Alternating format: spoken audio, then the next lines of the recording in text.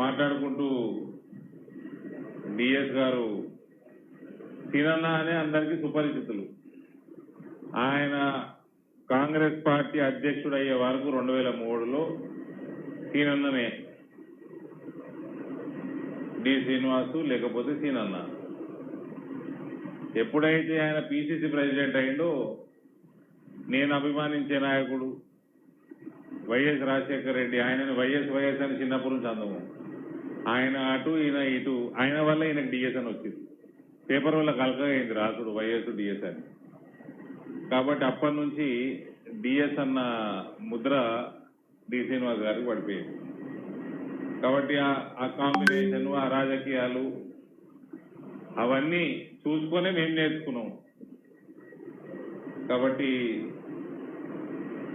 నాన్నగారి గురించి చెప్పాలంటే మస్తు టైం పడుతుంది. మీ అందరూ కూడా ఇవాళ ఈ కార్యక్రమం ఏర్పాటు చేసి మీ అందరి జ్ఞాపకాలు కూడా మీరు అందరూ గుర్తు చేసుకోవటం చాలా సంతోషంగా అనిపించింది. మనంతా ఒక కుటుంబం లాగానే మనము నడుచుకుంటాము. ఎటు మాకేమైనా సమస్యలు వస్తే మీకు చెప్పుకుంటాము, మీకేమైనా సమస్యలు వస్తే మేము తప్పకుండా నిలబడదామని తెలియజేసుకుంటూ సెలవు తీసుకుంటా ఉన్నాను. ధన్యవాదాలు.